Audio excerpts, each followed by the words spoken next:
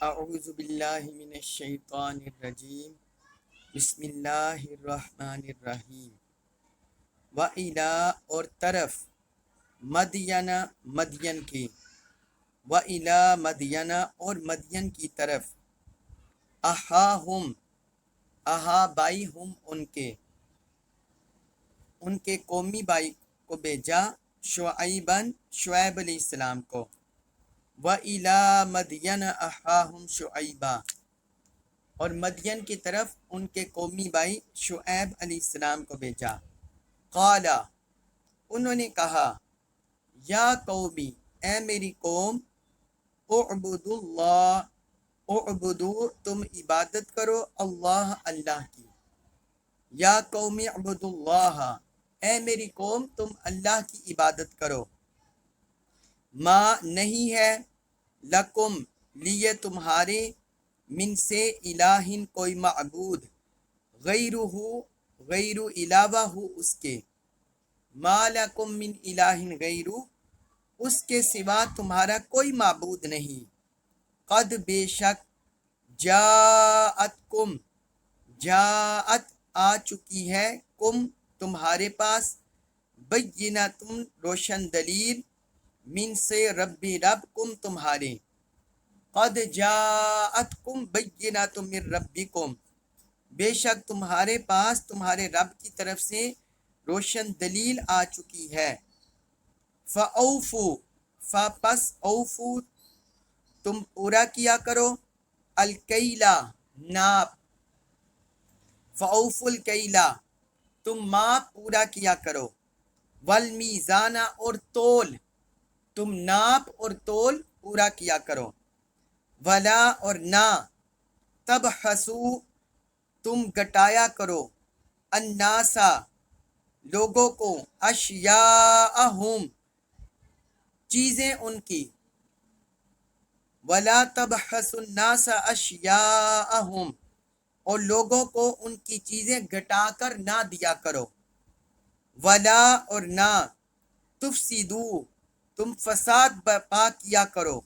فی میں الارض زمین ولا تفسدو فی الارض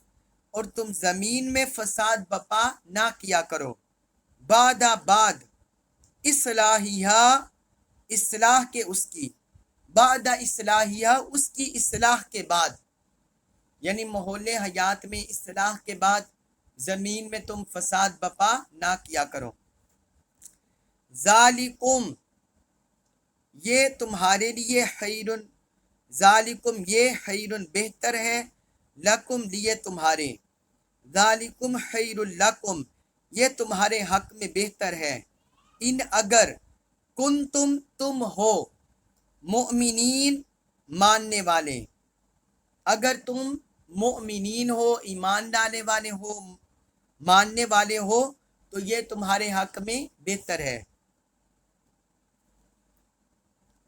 اس آیت مبارکہ میں اللہ تعالی نے قوم مدین کی طرف حضرت شعیب علیہ السلام کو بھیجنے کا ذکر کیا ہے اور کیونکہ وہ خاص قوم کی طرف بھیجے گئے تھے اور اس قوم کا حضرت شعیب علیہ السلام کے ساتھ ایک تعلق رہا چاہے ان میں سے کچھ ایمان لائے لیکن اکثر منکر رہے تو اس قوم کی ایک حیثیت تھی اس لیے اللہ تعالیٰ نے قوم مدین کا پہلے ذکر کیا فرمایا وَإِلَىٰ مَدْيَنَ اور اس سے بھی یہ بھی مقصود ہے کہ حضرت شعیب علیہ السلام اس خاص بستی خاص قوم کی طرف بھیجے گے باقی علاقوں کی طرف نہیں بھیجے گے تو یہ ان کا جو علاقہ نبوت ہے اس کی اللہ تعالیٰ نے تحدید کر دی حد بندی کر دی کہ ان کا علاقہ ان کی بعثت کا جو علاقہ ہے وہ یہ ہے اور جگہ یہ ہے تو فرمایا ان کے قومی بھائی حضرت شعیب علیہ السلام کو قوم مدین کی طرف بھیجا حضرت شعیب علیہ السلام کا نام و نسب آپ جان لیں ایک قول کے مطابق حضرت شعیب علیہ السلام کا نسب یہ ہے بویب بن مدین بن ابراہیم، یہ ان کے بیٹے تھے، بویب بن مدین بن ابراہیم۔ اور ایک قول یہ ہے، ان کا سلسلہ نسب یہ بنتا ہے شعیب بن سیحون بن اونوکا بن ثابت بن مدین بن ابراہیم۔ ایک قول کے مطابق ان کا شعیب بن سیحون اس طرح نسب بنتا ہے، اور ایک قول کے مطابق شعیب بن بویب، جو میں نے پہلے آپ کو دکھا دیا، یہ ان کا نسب بنتا ہے۔ جب حضرت ابراہیم علیہ السلام کو آگ میں ڈالا گیا تو اس وقت قبیلے میں جو دو لوگ تھے جو ایمان لانے والے تھے ان پر، تو ان میں حضرت شعیب علیہ السلام اور بلعم، حضرت شعیب علیہ السلام اور بلعم اس قبیلے سے تھے جو حضرت ابراہیم علیہ السلام پر اس دن ایمان لایا تھا۔ جو قبیلہ اس دن مسلمان ہوا تھا جب حضرت ابراہیم علیہ السلام کو آگ میں ڈالا گیا تھا، تو حضرت شعیب علیہ السلام اور حضرت بلعم بھی اسی قبیلے سے تعلق رکھتے تھے۔ تو بعد میں جب حضرت ابراہیم علیہ السلام نے شام کی طرف ہجرت کی تو حضرت ابراہیم علیہ السلام نے حضرت لوط علیہ السلام کی بیٹیوں کے ساتھ ان کا نکاح کر دیا۔ ان کی دو بیٹیوں کے ساتھ حضرت شعیب علیہ السلام اور حضرت بلعم، ان کا نکاح کر دیا حضرت لوط علیہ السلام کی۔ حضرت اکرمہ نے کہا ہے کہ حضرت شعیب علیہ السلام وہ واحد نبی ہیں جو جن کو 2 مرتبہ نبی بھیجا گیا، 2 مرتبہ انہیں نبوت سے سرفراز کیا گیا۔ ایک مرتبہ قوم مدین کی طرف، جب قوم مدین تباہ و برباد ہو گئی، تو پھر دوسری مرتبہ آپ کو اصحاب الایکہ ان کی طرف آپ کی بعثت ہوئی۔ یہ 2 مرتبہ آپ کو نبوت سے سرفراز کیا گیا، ایک مرتبہ قوم مدین کی طرف اور دوسری مرتبہ اصحاب الایکہ کی طرف۔ اس کا ذکر ہے سورۃ الشعراء آیت نمبر 176 177 میں، 176 177 میں اللہ تعالیٰ نے اس کا ذکر کیا ہے۔ اور اس میں ایک حدیث بھی ہے، حضرت عبداللہ بن عمر رضی اللہ عنہ نے کہا کہ رسول اللہ صلی اللہ علیہ وسلم نے ایک دن فرمایا، مدین اور اصحاب الایکہ، یہ ایکہ ایک علاقہ تھا تو وہاں کے رہنے والوں کی طرف آپ کو بھیجا گیا، تو آپ نے فرمایا کہ مدین اور اصحاب الایکہ 2 امتیں ایسی ہیں جن کی طرف حضرت شعیب علیہ السلام کو بھیجا گیا۔ وہ سرسبز جاڑیوں والا علاقہ تھا، اس وجہ سے اسے اصحاب الایکہ، ایکہ کا نام دیا گیا ہے، کیونکہ وہ سرسبز جاڑیوں پر مشتمل تھا علاقہ ایکہ، تو اصحاب الایکہ پھر کہا گیا۔ حضرت شعیب علیہ السلام کا مقام بعثت کون سا تھا؟ کون سے علاقے میں وہ مبعوث ہوئے؟ اس کا ذکر اللہ تعالیٰ نے سورۃ الحجر آیت نمبر 79 میں کیا ہے۔ فرمایا وَإِنَّهُمَا لَبِإِمَامٍ مُّبِينٍ، لوط علیہ السلام کی قوم اور مدین دونوں بڑی شاہراہ پر آباد تھی، یہ اللہ تعالیٰ نے ذکر کیا ہے، لَبِإِمَامٍ مُّبِينٍ، یہ دونوں بڑی شاہراہ پر آباد تھی۔ جو شاہراہ حجاز مقدس سے، جو موجودہ سعودی عرب ہے، جو شاہراہ حجاز مقدس کے قافلوں کو شام، فلسطین، یمن، مصر تک، شام، فلسطین، یمن، مصر تک لے جاتی تھی، اور یہ شاہراہ بحر کلزم کے مشرقی کنارے سے ہو کر گزرتی تھی، اسے امام مبین بولا جاتا ہے۔ یعنی حجاز مقدس، اس کے پیچھے سے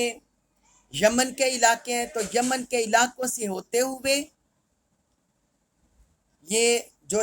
شاہراہ شام، فلسطین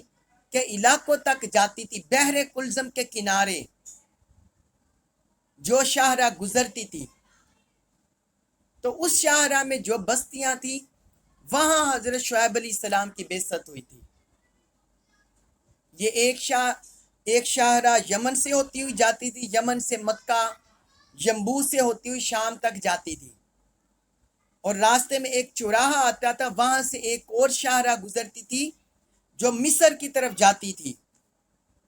مصر کی طرف جاتی تھی۔ تو یہ جو بحر کلزم کے راستے میں یہ شاہراہ گزرتی تھی، تو اس شاہراہ کے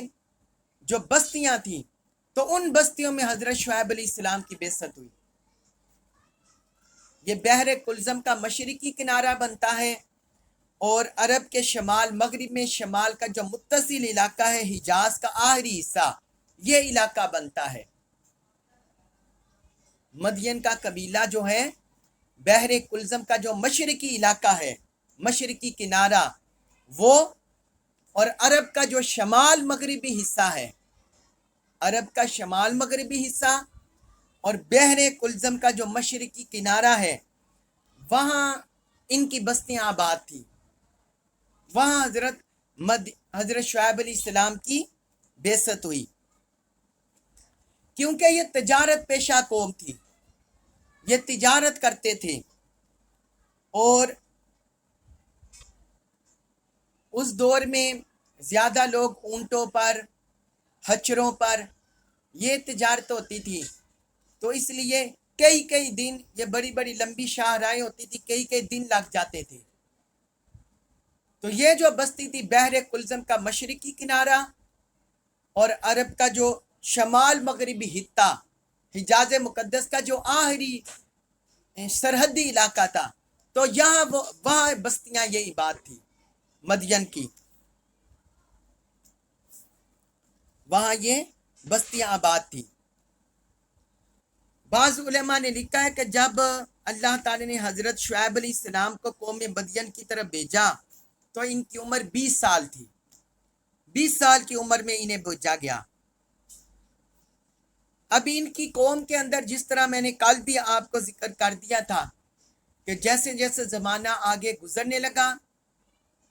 تو شرک، بت پرستی انبیاء کرام کی بعثت سے یہ کم ہوتی چلی گئی، اور عوام الناس محلوق میں شرک کے ساتھ دوسری برائیاں یہ ان کے اندر پیدا ہونے لگی۔ تو حضرت شعیب علیہ السلام کی قوم مدین، ان میں بھی 5 طرح کی برائیاں تھیں جن کو حضرت شعیب علیہ السلام نے ایڈریس کیا، خطاب کیا، اور ان کی دعوت کے اہداف تھے یہ 5 چیزیں۔ تو اسی آیت مبارکہ میں ہے سورۃ الاعراف آیت نمبر 85، تو اس میں فرمایا انہوں نے پہلی دعوت کا ہدف، فرمایا قال یا قوم اعبدوا اللہ ما لکم من الہ غیرہ، اے میری قوم تم اللہ کی عبادت کرو جس کے علاوہ تمہارا کوئی معبود نہیں ہے، تم اللہ کو چھوڑ کر یہ معبودان باطلہ کی طرف کیوں جاتے ہو، بت پرستی کیوں کرتے ہو، شرک کیوں کرتے ہو، صرف ایک اللہ وحدہ کی، اس کی عبادت کرو جو کل کائنات کا مالک ہے، جو نظام چلا رہا ہے۔ پھر آگے فرمایا قد جاءتکم بینۃ من ربکم، بے شک تمہارے رب کی طرف سے تمہارے اوپر روشن دلیل آ چکی ہے، تمہارے پاس روشن دلیل آ چکی ہے، یعنی اللہ تعالی نے جو انہیں معجزات کے ساتھ بھیجا تھا، جو کلام کے ساتھ بھیجا تھا، شریعت کے ساتھ، دین کے ساتھ، رسالت کے ساتھ، تو فرمایا یہ تمہارے پاس روشن دلیل آ چکی ہے، پھر اس کے ہوتے ہوئے تم انحراف کیوں کرتے ہو۔ اور پھر آگے فرمایا دوسری ان کی برائی، فرمایا فَأَوْفُوا الْكَيْلَ وَالْمِيزَانَ، تم ناپ اور تول پورا کیا کرو، ناپ اور تول پورا کیا کرو، وَلَا تَبْخَسُوا النَّاسَ أَشْيَاءَهُمْ، اور لوگوں کو ان کی چیزیں گھٹا کر نہ دیا کرو۔ اب یہ برائی ان کے اندر بہت زیادہ تھی، جس طرح حضرت لوط علیہ السلام کی قوم کے اندر اغلام بازی تھی، بدفعلی تھی مردوں کی مردوں کے ساتھ، تو یہ حضرت شعیب علیہ السلام کی قوم کے اندر یہ برائی تھی، یہ ناپ تول میں کمی کرتے تھے۔ تو ان کی دعوت کا دوسرا ہدف تھا کہ ناپ تول پورا کرو، लोगों को उनकी चीजें घटा कर ना दो।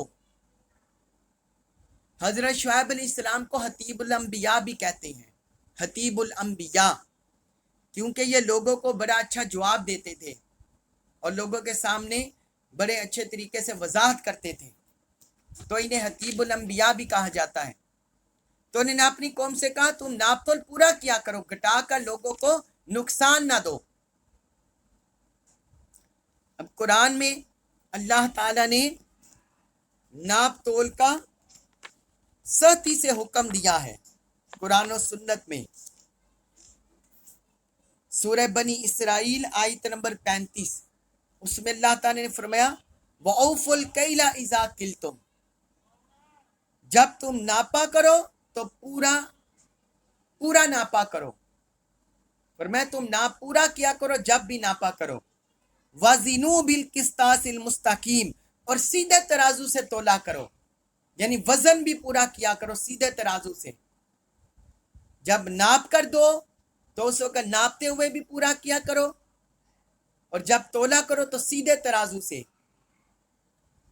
और आगे फरमाया ज़ालिका खैरुन व अहसनु तावीला, ये बेहतर है और अंजाम के इत्तिबार से बहुत अच्छा है,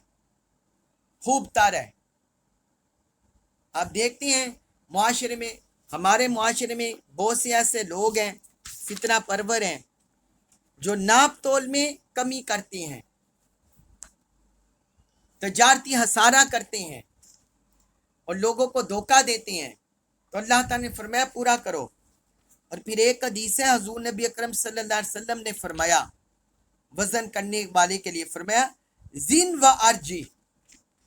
फरमाया वजन किया करो, व अर्जी, और कुछ ज्यादा किया करो। वजन किया करो, ज्यादा किया करो। ये हदीस है सुनन तिरमजी में हदीस नंबर 1305। और एक हदीस में हुजूर ने फरमाया इज़ा वज़िन तुम फारजी हो, फरमाया कि जब भी तुम वजन किया करो तो ज्यादा रखा करो, यानी किसी का मुआशी इस्तिहसाल ना हो, किसी का हक ना मारा जाए। ये अल्लाह ताला ने सराह से हुक्म दे दिया, किसी का हक ना मारा जाए, क्योंकि नाप तोल पूरा करना ये मुईशत की एक तजारत की, मुईशत की एक हुसन होता है, और इस पर तिजारत की बुनियाद होती है, मुईशत की बुनियाद होती है। जो कौमें, जो लोग नाप तोल में कमी करते हैं और नाप तोल में घाटा करते हैं, तो कौमी लेवल पर, मुल्की लेवल पर, इनफिरादी और इज्तिमाई तौर पर ये बहुत बड़ी खराबी होती है और कौमों में बिगाड़ का सबब बनती हैं, कौमों में फितनों का सबब बनती हैं। और तिजारत में बहुत बड़ा नक्स और फसाद होता है नाप तोल में कमी से। और फिर नाप तोल में कमी से अहलाकी, मुआशी, इंतजामी निज़ाम, उसमें बिगाड़ पैदा होता है। इसलिए अल्लाह ताला ने और अल्लाह के रसूल सल्लल्लाहु अलैहि वसल्लम ने नाप तोल को पूरा करने का खुसूसी हुक्म दिया है। तो ये बुराई थी, ये हामी थी कौम मदियन के अंदर बहुत ज्यादा, या उनके अंदर बहुत ज्यादा थी। तो उनकी दावत का दूसरा अदब इस बुराई की इस्लाह करना था। और फिर तीसरा फरमाया वला तुफसिदू फिल अर्दी बअदा इस्लाहिहा, और जमीन में उसकी सलाह के बाद फसाद बपा ना करो। यानी इसका मतलब है कि उनके दौर में, उनकी बेअसत से पहले जमीन का निजाम बेहतर हो चुका था। जमीन में अल्लाह के मानने वाले, अल्लाह के दीन को नाफिज करने वाले, अल्लाह के अहकाम को नाफिज करने वाले, ऐसा हो चुका था जमीन पर। तो चूंकि ये कौम आई और इन्होंने मजहबी लेवल पर भी, दीनी लेवल पर भी अल्लाह से बगावत शुरू कर दी, बुत परस्ती, शिरक की तरफ माइल होने लगी, मुआशरती गिरावट का शिकार होने लगी, नाप तोल में कमी करने लगी, تو اس لیے انہوں نے فرمایا کہ زمین میں اس کی اصلاح کے بعد تم فساد انگیزی نہ کرو، فساد انگیزی نہ کرو، اخلاقی بہرا رویوں سے سرکشی کے باعث اسے خراب نہ کرو۔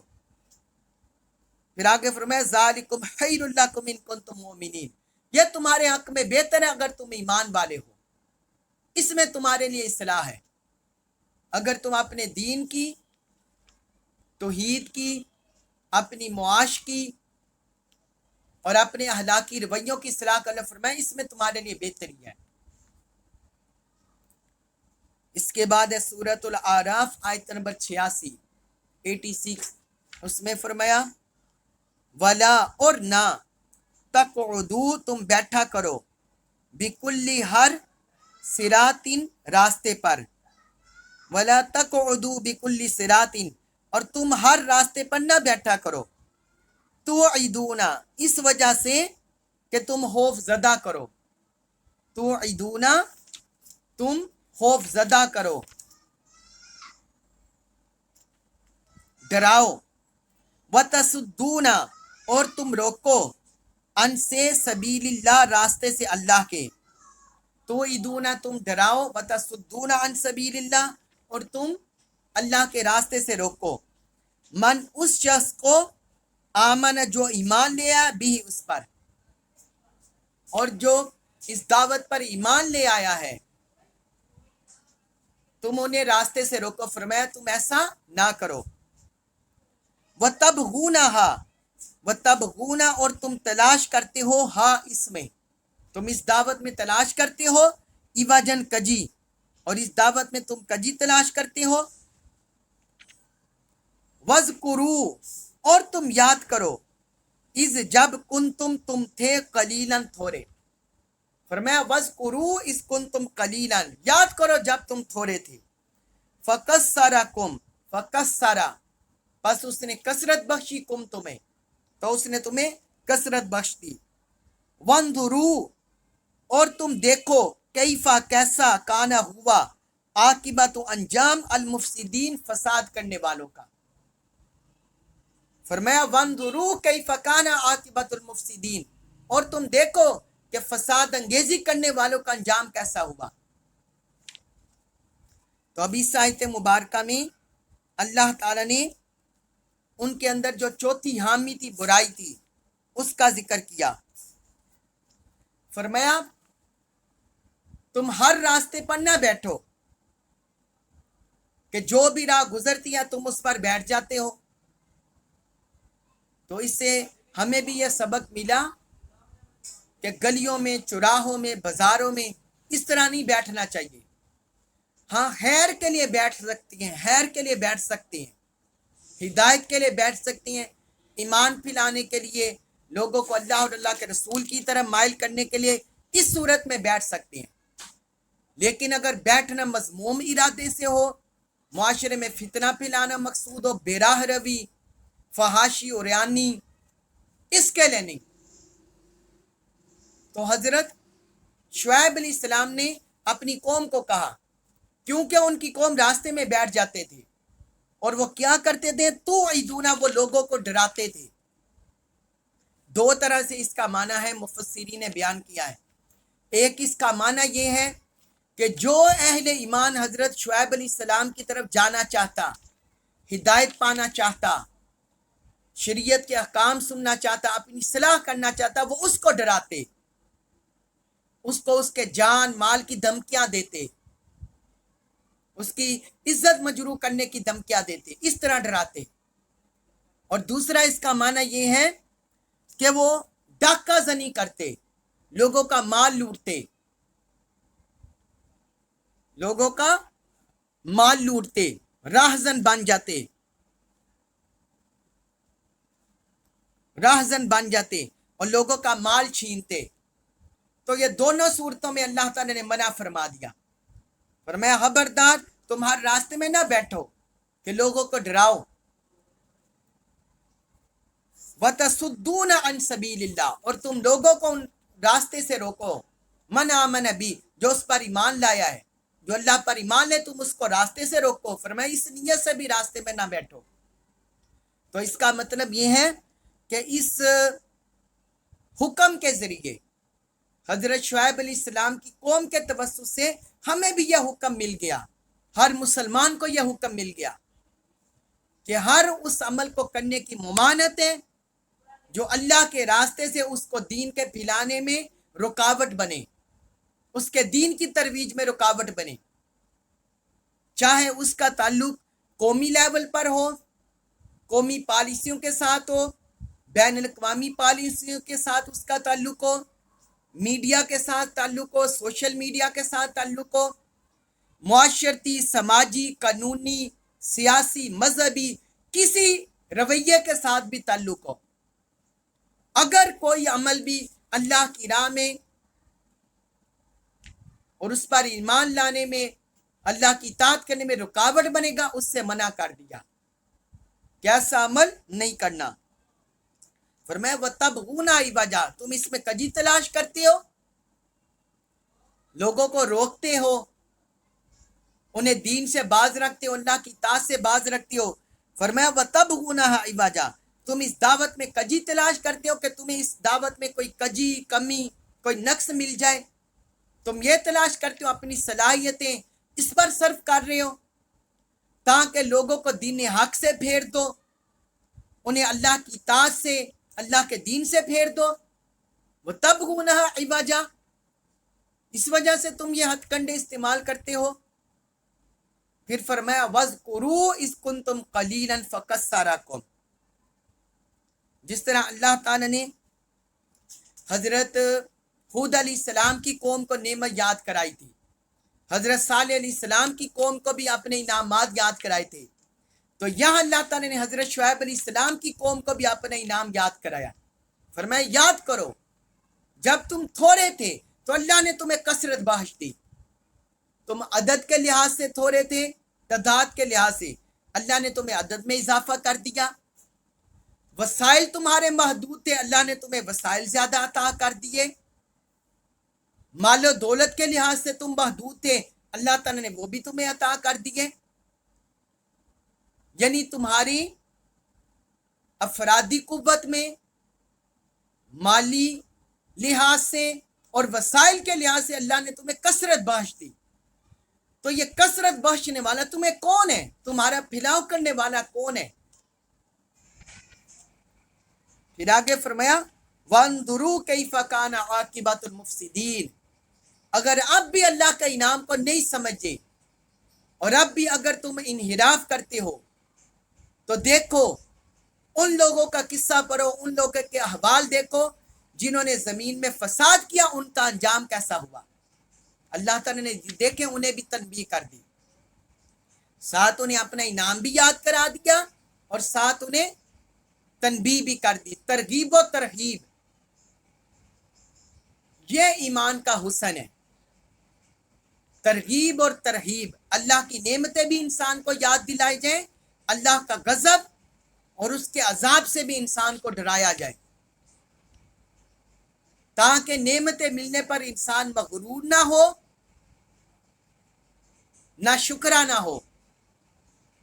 اس وجہ سے انسان کو ترغیب اور ترہیب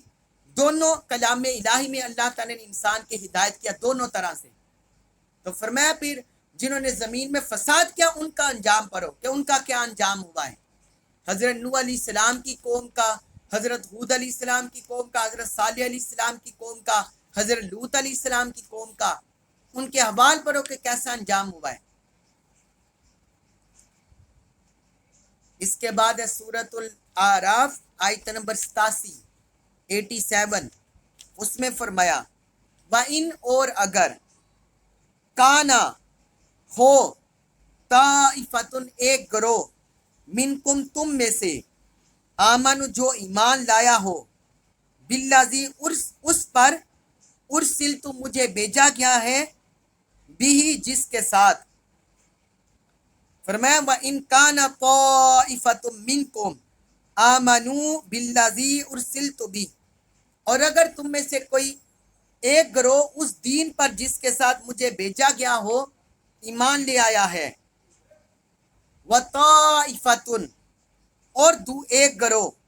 لم، نہیں، युमिनु ईमान लाया, फसबिरू तो तुम सबर करो, और एक करो अगर मुझ पर ईमान नहीं लाया तो तुम अहले ईमान सबर करो, हत्ता यहाँ तक के यहकुमा फैसला कर दे अल्लाह अल्लाह बैनना हमारे दरमियान, हत्ता यहकुम अल्लाह बैनना यहाँ तक कि अल्लाह हमारे दरमियान फैसला कर दे, वह हुआ और वो खैरु बेहतर है अल हाकिमीन फैसला फरमाने वाला, वह हुआ खैरुल हाकिमीन और वह बेहतर फैसला फरमाने वाला है। अब इस आयत मुबारका में अल्लाह ताला ने अहले ईमान को तसल्ली दी है हजरत शुएब अलैहिस्सलाम की जुबान से, उनके कलिमात से। फरमाया अगर तुम में से एक गिरोह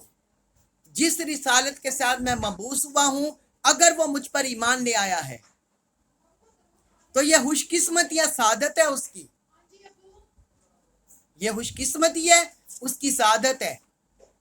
कि उसने अल्लाह और अल्लाह के रसूल का कलिमा पढ़ लिया, इताअत कर लिया है। लेकिन अगर दूसरा गिरोह मुझ पर ईमान नहीं लाया और वो हमारी राह में रोड़े अटका रहे, तरह तरह की साजिशें कर रहे, हथकंडे कर रहे, लोगों को दीन से बरगश्ता कर रहे, दूर कर रहे, फितने पैदा कर रहे, उन्हें डरा धमका रहा है, सियासी तौर पर, समाजी तौर पर, अस्करी तौर पर उन्हें डरा धमका रहे, रोक रहे, तो क्या फरमाया तुम उनसे कलैश ना करो। अल्लाह ताला ने क्या तालीम दी, फसबिरू सबर करो, फसबिरू सबर करो। जिस तरह देखें मैं आपको हजरत नूह अलैहिस्सलाम के वाक़या में भी बताया, हजरत हूद अलैहिस्सलाम के वाक़या में भी बताया, हजरत सालेह अलैहिस्सलाम के वाक़या में भी बताया, और क्या उनकी कौम ने दुश्मनी की, उनकी कौम ने दुश्मनी की या दावत की, हत्ता के उन पर तानाजनी की और उन्हें तरह तरह के, कभी कहा कि तुम जलालत में हो, कभी कहा तुम बेवकूफ़ हो, किसी को कहा तुम बेवकूफ़ हो, तुम्हें बेवकूफ़ी देख रहे हैं, माअज़ल्लाह इस तरह उन्होंने तानाजनी की। लेकिन उसके जवाब में उन्होंने वो गैज़ो गज़ब में नहीं आए, बल्कि उन्होंने तहम्मुल बुर्दबारी सब्र को थामा। ये है दावत में मरकजी दावत का हुसन कि मुबल्लिग, दाई, आलिम, कायद, लीडर वो सब्र, तहम्मुल, बुर्दबारी, बर्दाश्त का दामन किसी लम्हे भी ना छोड़े। तो वहां अंबिया किराम का अमली किरदार था, और यहाँ अमली भी और कौली भी दोनों तरह से हजरत शुएब अलैहिस्सलाम के वाक़या में आ गया। वो अपनी कौम के जालिमों के जुल्म पर सब्र करते रहे, मगर कौल के तौर पर भी अल्लाह ताला ने जिक्र कर दिया। उन्होंने अपनी कौम से कहा ए अहले ईमान सब्र करो, ये दुश्मनान इस्लाम, दुश्मनान दीन की सख्तियों पर, तंगियों पर, तकलीफों पर सब्र करो, सब्र का दामन ना छोड़ो। फिर आगे फरमाया हत्ता यहकुम अल्लाहु बैनना, यहां तक कि अल्लाह हमारे दरमियान फैसला फरमा दे, हक और बातिल को वाज़े कर दे, हक और बातिल में इम्तियाज कर दे, हिदायत और जलालत में तमीज कर दे। तो जब अल्लाह की तरफ से फैसला होगा तो फिर हक गालिब आ जाता है, बातिल मिट जाता है। इसने आगे फरमाया वह हुआ खैरुल हाकिमीन, वो बेहतर फैसला फरमाने वाला है, उसके फैसलों में कमी कजी नहीं होती, नक्स नहीं होता। चूंकि अल्लाह ताला ने हक की तालीम देकर भेजा है, लिहाजा अगर इन्होंने हक को ना थामा, हिदायत को ना थामा, तो फिर अल्लाह बेहतर फैसला फरमा देगा। हक को बिलाहिर गालिबा कर रहना है। अल्लाह तबारक व तआला हमें तादम आखिर हक पर इस्तिकामत अता फरमाए, हक पर डटने की तौफीक अता फरमाए, हिदायत पर इस्तिकामत अता फरमाए, कुरान मजीद का कामिल फहम नसीब फरमाए और इस पर अमल पैरा होने की तौफीक अता फरमाए। वमा अलैया इल्लल बलागुल मुबीन।